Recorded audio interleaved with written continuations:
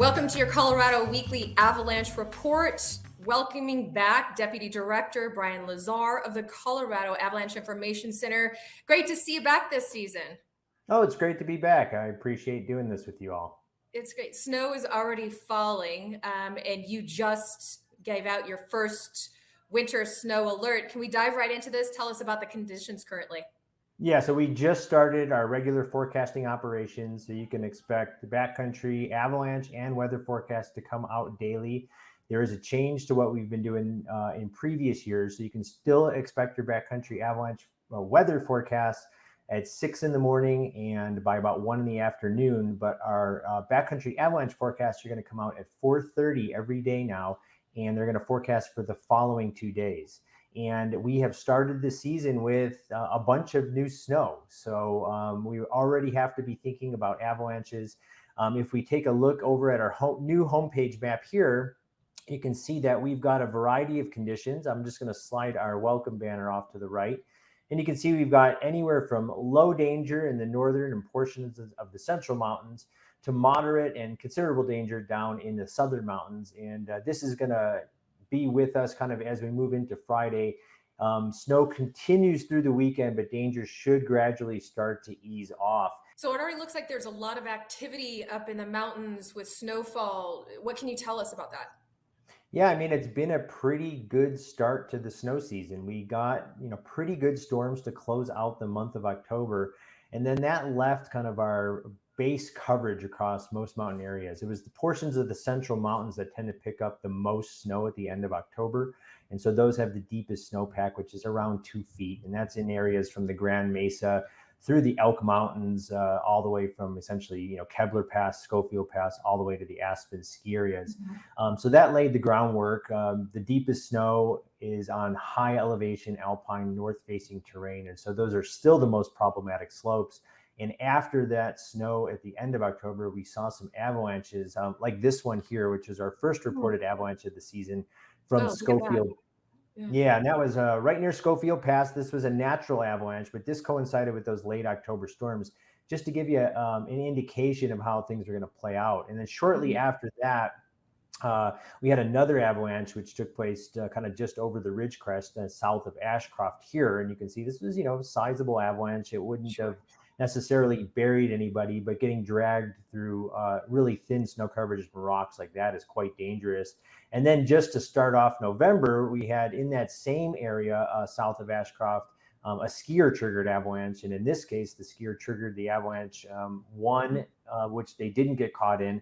Then were caught in this second avalanche and ended up taking about 1,000-foot ride in the slide. Oh my gosh. Yeah, fortunately, getting dragged through rocks for over 1,000 feet, they both walked away, unscathed. So really fortunate this didn't turn out better. But this set the stage for now the storm that started late Wednesday night into Thursday morning.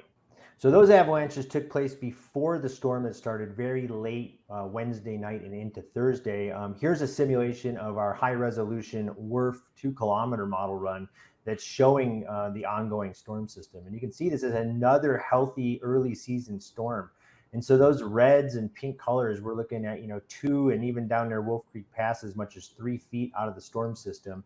And it's this storm that's going to keep danger a little bit elevated as we move into the weekend. And what we're worried about is the snow accumulating again where there was pre-existing snow cover. So the most problematic slopes are still going to be those northerly facing slopes at higher elevations. A lot of snow coming or expected this weekend as well. So is that something to be alerted by?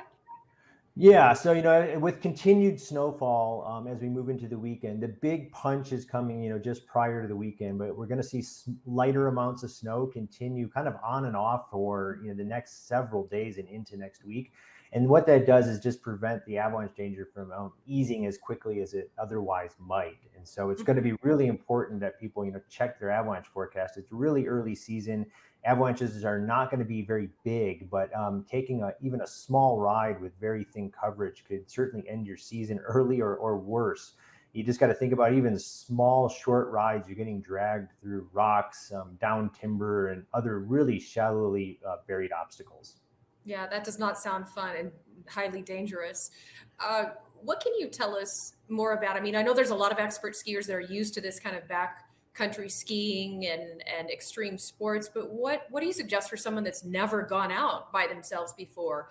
What would be the safety protocol and kind of the steps that you would recommend them to take? Yeah, so people are really interested in getting into the backcountry and getting into backcountry avalanche terrain. We really emphasize kind of three main legs of the stool. For example, one is get your forecast, and here's our new website, and you can see that you can get your forecast for any location you're going. You can simply click on the map. You can scroll in and out of our new website and pick any location that you're going to get your avalanche forecast. Like here, for example, is up near Berthoud Pass. And then the avalanche forecast details will expand out here on the tray. You can also get your forecast by searching for a place name up here in the search bar at the top of the page. But after you get your forecast, you actually need to get some avalanche rescue gear in case something goes wrong. And those three main required components are an avalanche transceiver, a shovel, and a probe. And that's just in case something goes wrong that you're able to rescue your companions. And then the last leg of that stool is getting some avalanche education. So we really recommend that people take a field-based recreational avalanche course, because it teaches you how to both use and interpret the avalanche forecast to make appropriate travel plans for the current conditions. And it also teaches you how to use and practice with that rescue gear. So it's really get the forecast, get your gear, and then get the training. But even before you take a full recreational course, you can find some pretty good resources right here on our website. So if you go under the help menu here, you can find links to basic backcountry avalanche safety, and this will take you to some other resources. There's some online learning and video options available. You can also come under our education page and click on resources, and this will get you an introduction into the tools and things available to help you prepare for backcountry travel. And if you want to get more information on how to use our products and navigate our new website, you can come down to the help menu here and click on using CAIC products, and there's a bunch of short tutorial videos that will help you. All very vital information, especially for people that are just beginning to get out there into the backcountry. Something just basic safety measures and protocols that you can take, and would probably not recommend going out by yourself for the first time. We really don't recommend going out into avalanche terrain by yourself ever. If it's fine to go out into the backcountry as long as you're avoiding avalanche terrain completely. And so you need to make sure you know how to identify avalanche terrain in order to avoid it. But if something goes wrong and you're all by yourself, there's very little recourse. And so we really do recommend, not only checking or carrying an avalanche transceiver, shovel, probe, but you're always going to be safer if you're traveling with a partner who knows how to use that stuff. Well, and if you're accompanied by an expert, then that always helps, and it makes your trip more enjoyable and less hazardous that way, for sure. Yeah, you really want to trust your partners, and anyone you go out into the backcountry with, especially if you're entering avalanche terrain, you want to make sure that you both trust each other, that you both have a really similar level of risk acceptance, and that you really communicate openly and clearly. Very important information. Brian, thank you. Great to have you on the show, and welcome back again to a new season. We'll be in touch with you weekly for the updates on our Colorado. Yeah, thanks for having us back. We look forward to the winter season with you all. It is still very early season, so let's keep our enthusiasm in check and not get hurt before we get started. And have fun and let it snow. It's supposed to be a good season this year. Thank you. Thank you.